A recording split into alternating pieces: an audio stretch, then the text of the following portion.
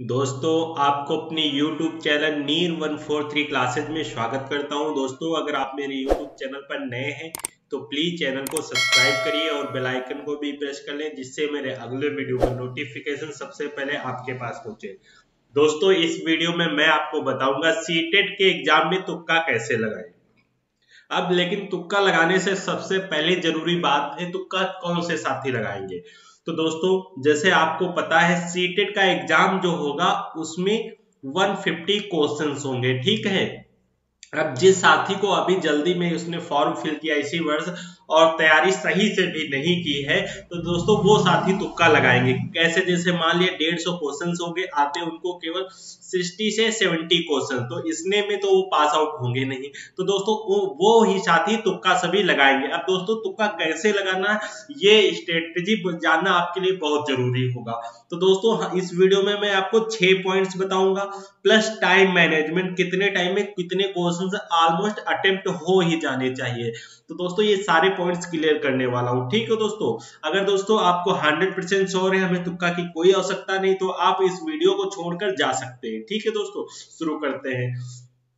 तो पहला पॉइंट है 1, नेवर फॉलो सीक्वेंस। दोस्तों कभी भी आपको पेपर की सीक्वेंस में तुक्का नहीं लगाना है। अब न सीक्वेंस में तुक्का लगाना ना सीक्वेंस में पेपर हल भी करना, दोनों बात जान लेते। कैसे, जैसे 1 2 3 4 5 6 7। तो दोस्तों ये 7 क्वेश्चन हमने दिए, मान लिया दिया है। फिर हम कुछ साथी क्या करेंगे तुक्का लगाने के लिए ए बी बी बी, फिर सी सी सी डी डी डी, ऐसे ही मतलब क्वेश्चन सिलेक्ट कर लेंगे। और ऐसे दोस्तों ये सीक्वेंस बिल्कुल गलत है, ऐसे आपको पेपर सॉल्व नहीं करना है, मतलब नेवर फॉलो सीक्वेंस में कभी आपको पेपर सॉल्व नहीं करना है। अब दोस्तों दूसरी जरूरी बात है कि मान लिया कि आप पेपर सॉल्व करने बैठे तो स्टार्टिंग के 8 लगभग 5-7 क्वेश्चन 8-10 ऐसे होंगे जो हार्ड होंगे, ठीक है दोस्तों। अगर उन क्वेश्चंस में आपको पहला नहीं आता है तो छोड़ देना है। क्या, पहला नहीं आता है छोड़ देना है, दूसरा नहीं आता है छोड़ देना है। क्यों?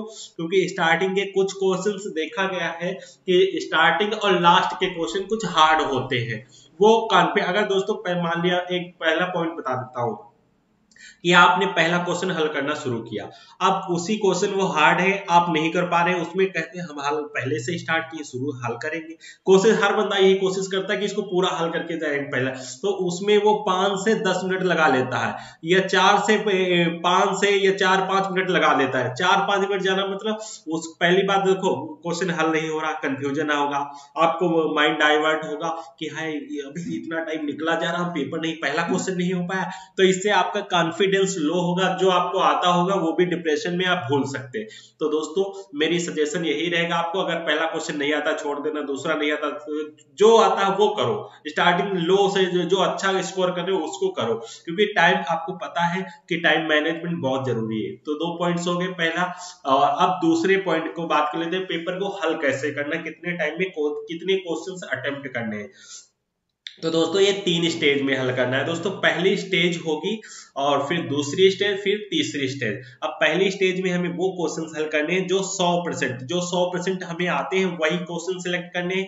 और दूसरी स्टेज में हमें वो क्वेश्चंस करने हैं जो हमें आते तो हैं पर उसमें टाइम लगेगा, हम कर लेंगे। अब अगर आपके पास टाइम बचता है तो दोस्तों ये जो 2 स्टेप है इन्हीं में आप अगर तैयारी किए हैं, तुक्का लगाए हैं सही से, तो इसी से पास आउट। लेकिन अब तीसरा स्टेप कौन सा होगा, तो अगर आपको मतलब बिल्कुल कोई क्वेश्चन आता ही नहीं है, ठीक है दोस्तों, वो क्वेश्चन कैसे आप बात में, जैसे आपको पता है आपको 2 घंटे 30 मिनट आपका टाइम होगा और 150 क्वेश्चंस होंगे। तो दोस्तों फर्स्ट अटेम्प्ट में हमें कौन से क्वेश्चन हल करने हैं, लगभग 50 मिनट में। क्या 50 मिनट में दोस्तों फर्स्ट अटेम्प्ट में हमें वो क्वेश्चन हल करने जो 100% आते हैं। जैसे ए बी सी डी हमने क्वेश्चन पढ़ा एक और तुरंत उसको देख लिया, दो कोई भी क्वेश्चन आपने पढ़ा ऐसे क्वेश्चन और तुरंत हमने क्वेश्चन पढ़ा, तुरंत पता है हमारा बी ऑप्शन सही, तो हमें फर्स्ट अटेम्प्ट में भी ऐसे ही क्वेश्चन सिलेक्ट करने हैं। कितने, लगभग ऐसे 50 मिनट में, कितने,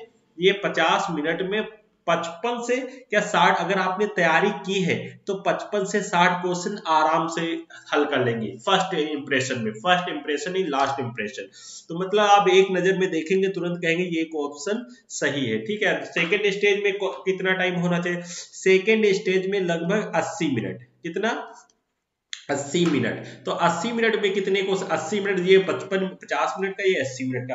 80 मिनट में आपको कितने क्वेश्चन हल करने, लगभग 35 से 40 क्वेश्चन, केवल 35 से 40 दोस्तों। क्या अगर आपने हमें इसमें कौन से टाइम तो लगेगा पर हम कर लेंगे 80 मिनट, इसके लिए हमने दे बहुत दोस्तों अच्छा बेस्ट टाइम स्ट्रेटजी है। अगर आपने सही से फॉलो किया तो 100% आप सक्सेस पाएंगे। फिर बिल्कुल जो हमें बिल्कुल आते नहीं, अगर दोस्तों 20 मिनट में इसके लिए धर देता हूं, 20 मिनट।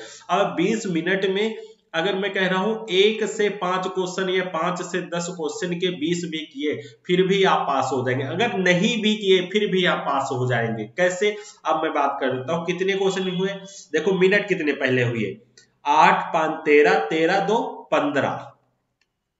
15, कितने हो गए, 60 दूनी 20, मतलब 150 मिनट्स हो गए, मतलब 2.5 घंटे। ठीक है दोस्तों, अब बात कर लेते हैं क्वेश्चंस कितने हुए। कि अगर हम इधर की बात कर लेते हैं पहले पे 60 40 100 105 इधर हो गए, और इधर मान लेते हैं जैसे 50 30 80 90 और 91, मतलब 91 से 105 के बीच में आपका स्कोर बन जाएगा और आप पास आउट हो जाएंगे एग्जाम। ठीक है दोस्तों, ये तो बात हो गई, आपके एग्जाम में इतने में आप क्लियर हो जाएंगे 100%।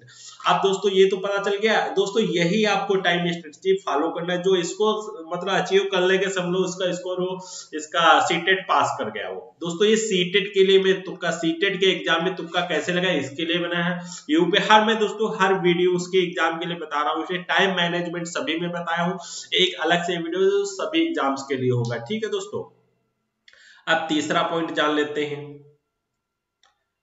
तीसरा पॉइंट है दोस्तों इलिमिनेट ऑप्शन। इलिमिनेट ऑप्शन कैसे, तो जैसे रिमूव ऑफसेट वैल्यू, इसे रिमूव ऑफसेट वैल्यू मतलब कुछ क्वेश्चंस ऐसे होते जैसे ऑप्शन दे लेता है कि 15 25 और 35 और फिर तुरंत धर देगा यहाँ पे 100 ऐसे कर देगा। तो साथी क्या करते हैं कि यही ऑप्शन सही है, यही ऑप्शन सही है। क्यों, यही सबसे अलग है, इसीलिए लोग इसको पहले ही सेलेक्ट, मतलब हमने क्या कहा रिमूव ऑफसेट वैल्यू। ऐसे कोई अगर रिमूव सबसे अलग दिखे तो मत ये सोचना, साइकोलॉजी कहती है कि ज्यादातर 99% सभी साथी इसको ही चूज करेंगे। क्यों, वो आपको गलत करने के लिए क्वेश्चन दिया हुआ। आपको अगर सही इतना इजी क्वेश्चन देना होता, मतलब क्योंकि एक नजर में देखो तुरंत पहचान लो, वो भी मैथ कैलकुलेशन के या किसी भी अलग चीज के, तो वो तुरंत पहचान लोगे, तो मतलब कि कुछ तो है, साइकोलॉजी है।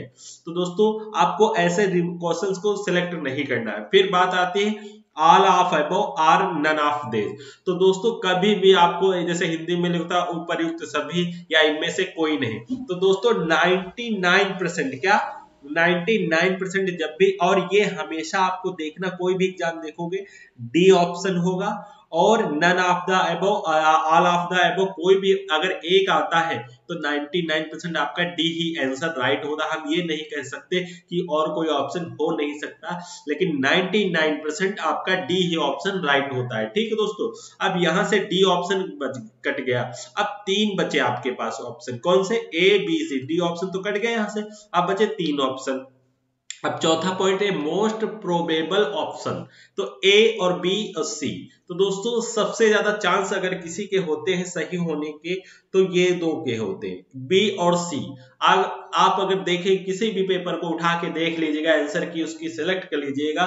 यहाँ पे दोस्तों ए बी अगर 100 क्वेश्चन है तो 100 में शायद 10 ही क्वेश्चन, 10 से 15 क्वेश्चन ही ऐसे होंगे जिनमें ए ऑप्शन सही होगा, बाकी सब में, और डी और कितने होंगे 10 से 15 डी ही ऑप्शन सही होंगे, बाकी सब कितने होंगे, अगर 20 भी निकाले तो 80 क्वेश्चंस, लगभग 70 क्वेश्चंस जो होंगे वो आपके बी और सी होते हैं, 70 से 80 क्वेश्चन। ठीक है दोस्तों, तो हम यहाँ बी और सी जब है, हमारा दिमाग लड़ा रहे हैं अपना, तो अगर बी और सी है तो 50-50 केस ऐसे रूल्स समय पे अप्लाई होता है। 50-50 केस में आप बी या सी की तरफ जा सकते हैं। क्या बी, और अगर आपने थोड़ा भी पढ़ाई की है उसके टॉपिक के बारे में, कोई भी पॉइंट ऑफ व्यू, तो आप तुरंत की बी है ऑप्शन है। जब 2 ऑप्शन है, 2 में सिलेक्ट करना है आपको।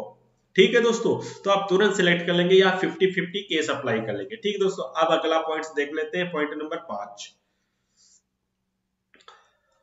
अब पॉइंट नंबर 5 है दोस्तों डायरेक्ट वैल्यूज। और तो डायरेक्ट वैल्यूज मतलब जैसे आपको पढ़ा होगा कि साइंस में जी का मान होता है, अगर आपको पाई का मान होता है, अगर पाई का मान होता है, अगर ये वैल्यूज आपको पता है तो किसी भी क्वेश्चन में आप डायरेक्ट वैल्यू फिल करके उसका आंसर ला सकते हैं। ये दोस्तों मैथ्स के लिए ज्यादा होता है, मैथ्स के लिए बेटर होता है। अब जैसे आपको एक तरीका बताता हूं, एक ट्रिक। जैसे 44 का होल स्क्वायर है, अगर आपको ट्रिक पता है तो ये बहुत जल्दी कर लेंगे। कैसे? उसको अगर गुणा करेंगे तो 44 और फिर इसको गुणा करेंगे तो बहुत टाइम लगेगा। लेकिन इसकी ट्रिक भी होती है, क्या होती है?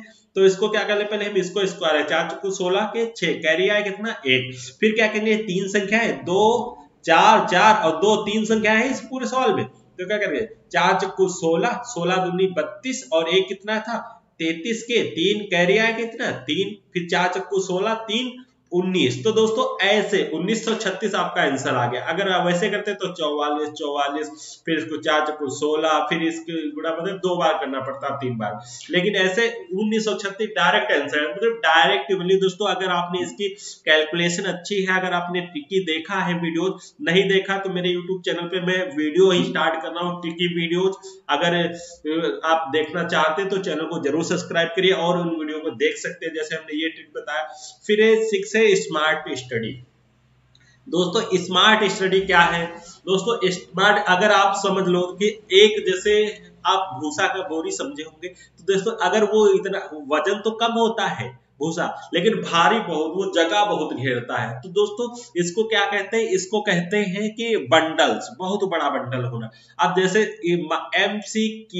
एमसीक्यू दोस्तों एग्जाम्स में एमसीक्यू क्वेश्चंस आते हैं, कॉन्सेप्ट तो आता नहीं आपको थ्योरी लिखना, ठीक है दोस्तों, कॉन्सेप्ट थ्योरी तो आती नहीं है। तो दोस्तों जिस साथी ने एमसीक्यू की प्रैक्टिस की है सबसे ज्यादा, वही दोस्तों जैसे 4 option A B C D option दिए हैं, अगर प्रैक्टिस आपने किया है तुरंत पहचान लेंगे कि बी ऑप्शन सही या डी ऑप्शन सही या जो भी ऑप्शन सही है, अगर आप एमसीक्यू की प्रैक्टिस किए हैं। तो दोस्तों practice makes a man perfect, कहते हैं practice makes a man perfect. तो दोस्तों आपको ज्यादा से ज्यादा किसी भी कोई भी एग्जाम आपको देना हो तो प्रैक्टिस बहुत जरूरी है, वो भी एमसीक्यू। आपने देखा होगा एग्जाम बड़े बड़े यूट्यूबर्स जो 12-12 घंटे की वो एमसीक्यू कराते हैं, मैराथन कराते हैं, उसमें क्या एमसीक्यू प्रैक्टिस कराते हैं, इसीलिए कराते हैं क्योंकि आपको अगर वो क्वेश्चन आपने देखा है, अगर आपने थ्योरी पढ़ी है, ठीक है दोस्तों, तो आपने जैसे थ्योरी पढ़ी है स्टोरी के तरह से, अगर आपको याद भी है तो आप अगर उसको एमसीक्यू नहीं किया है उसका, तो आप सोचेंगे 1-2 सेकंड। अगर एक आपने एमसीक्यू से उसकी प्रैक्टिस की है तो आप तुरंत देखेंगे, कहेंगे बी ऑप्शन सही है, तुरंत पहचान लेंगे। ये इतना फर्क होता है प्रैक्टिस का, कहते हैं फिर इसीलिए कहते हैं practice makes a man perfect. दोस्तों अगर वीडियो अच्छी लगी तो प्लीज चैनल को सब्सक्राइब करिए और वीडियो को शेयर करिए ज्यादा से ज्यादा। और उसके अलावा दोस्तों मैं मैथ्स की और जीएस की ट्रिकी वीडियोज लाऊंगा, तो दोस्तों ट्रिक ला भी रहा हूँ और लाऊंगा, अभी थोड़ा काम है और दूसरा काम भी है मेरा साथ, ये पार्ट टाइम है, इसी करके टाइम कम मिलता है। तो दोस्तों वीडियो अच्छी लगी तो प्लीज चैनल को सब्सक्राइब करिए और वीडियो को शेयर करिए। Thank you guys for watching video.